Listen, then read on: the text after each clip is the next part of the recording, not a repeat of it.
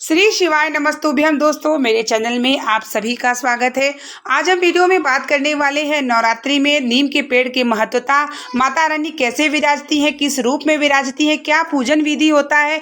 बहुत सारे नीम के पेड़ में उपाय किए जाते हैं, जैसे कि हमारे यहाँ बहुत सारे परेशानियाँ हैं, दुख है, संकट है, तो हम बहुत सारे उपाय भी नीम के पेड़ में कर सकते हैं। ये सब पूरी जानकारी हम आपको इस वीडियो में शेयर करने वाले हैं, इसलिए वीडियो के अंत तक ज़रूर बने रहिएगा, क्योंकि 15 अक्टूबर को नवरात्रि लग रही है, जो कि 9 दिन की लग रही है। और ऐसे में हम माता शीतला का और 9 रूप के देवी का जो है स्वरूप का दर्शन और पूजन से हम नीम के पेड़ की महत्वता को भी जानेंगे और पूजन से हमें क्या फल मिलता है हम ये भी जानेंगे।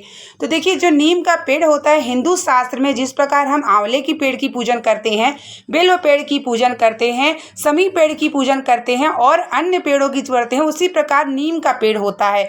नीम का पेड़ देवी का प्रतीक माना जाता है। माता शीतला स्वयं विराजती हैं नीम के पेड़ में और 9 देवियों का वास हो जाता है नीम के पेड़ में नवरात्रि के समय। जिसके द्वार पे नीम का पेड़ होता है, माता रानी उसके घर पर कृपा जरूर करती हैं, क्योंकि 9 दिन वह 9 रूप में विराजती हैं। शीतला माता के साथ साथ 9 रूपों का दर्शन भी हम नीम के पेड़ में करते हैं। नीम का पेड़ का अगर आप दर्शन ही कर लेते हैं नवरात्रि में, तो माता रानी की आपको स्वयं दर्शन हो जाती है। तो इससे आप समझ ही पड़ सके होंगे कि नीम के पेड़ की कितनी महत्वता है।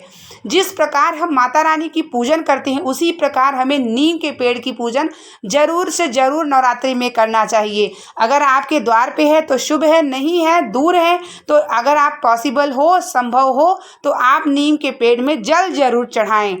नीम के पेड़ में हमें दिया या अगरबत्ती, गर्म चीज़ बिल्कुल नहीं चढ़ाई जाती है, क्योंकि शीतला माता विराजती हैं। शीतला माता को ठंडा चीज़ चढ़ाया जाता है। जैसे कि आप सभी को पता होगा कि जब माता जी निकलती हैं तो हम सभी जब करहिया चढ़ाते हैं, तो एक दिन बासी का हम लोग जो है शीतला अष्टमी पे भी जब हम पूजन करते हैं नीम की पेड़ की, तो हमें एक दिन पहले ही बना लेना होता है, बासी उन्हें चढ़ाया जाता है, क्योंकि उन्हें ठंडा चीज़ समर्पित किया जाता है। शीतला माता को कोई भी गर्म चीज़ यानी धूप बत्ती, अगरबत्ती आप मानसिक रूप से दिखा सकते हैं, लेकिन उन्हें जला करके उनके पास नहीं रखा जाता।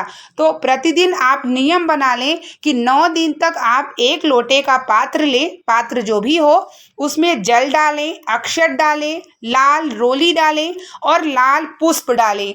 ये सब चीज़ों को आप डाल करके और उसी में थोड़ा सा गुड़ हो या शक्कर हो, उसी जल में डाल के माता शीतला और 9 रूपों देवी का ध्यान करते हुए, मंत्र का जाप करते हुए आपको प्रतिदिन शीतला माता यानी नीम के पेड़ में आपको चढ़ाना चाहिए। ऐसा करने से माता रानी, आप 9 माता रानी की पूजन भी कर लेते हैं और माता रानी की कृपा आपके ऊपर, आपके परिवार के ऊपर ज़रूर होती है, क्योंकि स्वयं माता विराजती हैं नीम के पेड़ में।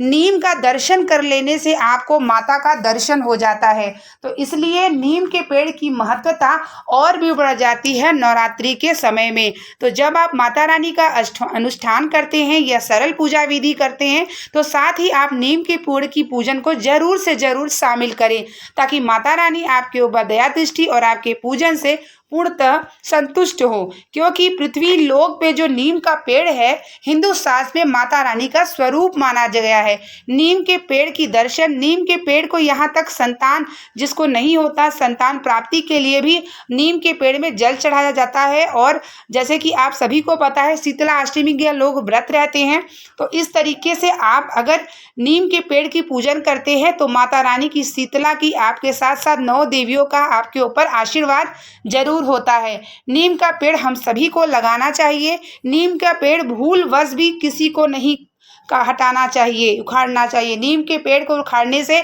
आपके यहाँ संतान की कमी हो जाती है। तो नीम का पेड़ एक माता रानी का स्वरूप माना जाता है। नवरात्रि के 9 रूपों की अगर आपको दर्शन करना है, तो नीम के पेड़ में प्रतिदिन 1 लोटे जल में आप, जैसे मैंने आपको बताया है, सभी सामग्री डाल के कुछ मीठी चीज़ जरूर डालें और रोज़ माता रानी को जल समर्पित करें। दिया, अगरबत्ती, धूप बत्ती आपको बिल्कुल नहीं समर्पित करना है। और 9वें दिन आपको हलवा पूड़ी एक दिन पहले बना के, चना माता जो है नीम के पेड़ में माता रानी को जरूर समर्पित करें।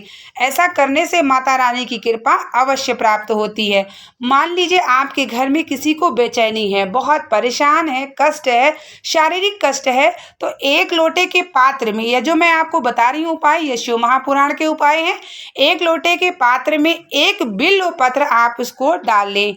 उसके बाद आपको 1 दिन पूरी रात वह जल अपने रसोई घर में रखें। फिर वह जल अगले दिन पूरे घर में घुमाते हुए आपको नीम के पेड़ में चढ़ा देना होगा, भगवान शिव का नाम लेते हुए। ऐसा करने से होता क्या है कि आपके घर में अगर किसी को जैसे डर है, जैसे कि बहुत सारे कष्ट है, दुख है, शारीरिक है, तो वह समाप्त हो जाता है। नीम के पेड़ की पूजन का महत्वता बहुत ही होती है नवरात्र में, क्योंकि माता रानी स्वयं विराजती हैं। और जिसके जैसे कि ये मेरे घर के बाहर द्वार पे नीम का पेड़ है, तो मैं प्रतिदिन नीम के पेड़ में जल चढ़ाती हूँ। यथासंभव अगर आपके आसपास हो तो प्रतिदिन चढ़ाना चाहिए। लेकिन अगर आप प्रतिदिन नहीं चढ़ा पाते हैं तो नवरात्र में अगर 9 देवियों का दर्शन आपको करना है तो नीम के पेड़ के नीचे जरूर जाएं, थोड़ी देर बैठें। अगर जो भी परिवार का व्यक्ति नीम के पेड़ में नवरात्रि में जल चढ़ाता है, सब लाल पुष्प, अक्षत, कुछ मीठी चीज डाल करके माता को ठंडा जल चढ़ाता है, तो उसके घर में जो है किसी भी प्रकार का जो है माता रानी जो है नहीं निकलती, क्योंकि शीतला माता विराजती हैं और शीतलता प्रदान करती हैं। जब भी किसी को माता जी निकलती हैं तो शीतला जी जो है उसके यहाँ से असंतुष्ट होती हैं, तभी इस माता रानी निकलती हैं। तो ऐसे में अगर आपने नवरात्रि नीम की पूजन करते हैं तो आपके घर में माता रानी किसी भी व्यक्ति को नहीं निकलती हैं। तो यथासंभव हो तो नवरात्रि में सभी लोग अपने घर से 1 लोटा जल में सब चीज़ें डालकर जरूर चढ़ाएं और माता शीतला का दर्शन करें। माता शीतला का दर्शन करने मात्र से आपके सारे रोग समाप्त होते हैं। नीम के पेड़ की बहुत महत्वता है। नवरात्रि में नीम के पेड़ को, पत्तियों को नहीं तोड़ा जाता, क्योंकि माता रानी विराजमान होती हैं और हम सभी माता रानी की आराधना करते हैं, तो नीम के पत्तियों को नहीं तोड़ा जाता। तो इस प्रकार से नीम की महत्वता के बारे में और नवरात्रि के बारे में आप सभी जान गए होंगे। उम्मीद करते हैं कि वीडियो आपको पसंद आई होगी। इसे ज़्यादा से ज़्यादा शेयर करें ताकि नवरात्रि में सभी नीम के पेड़ की पूजन करें, माता रानी का दर्शन करें, कृपा करें। इसी प्रकार से हम आपके लिए बहुत सारी नवरात्रि की जानकारियाँ शेयर करते रहेंगे, इसलिए चैनल को सब्सक्राइब करना ना भूलिएगा। मिलते हैं नेक्स्ट वीडियो के साथ, तब तक के लिए आप लोगों को श्री शिवाय नमस्तुभ्यम। हर हर महादेव। जय माता दी।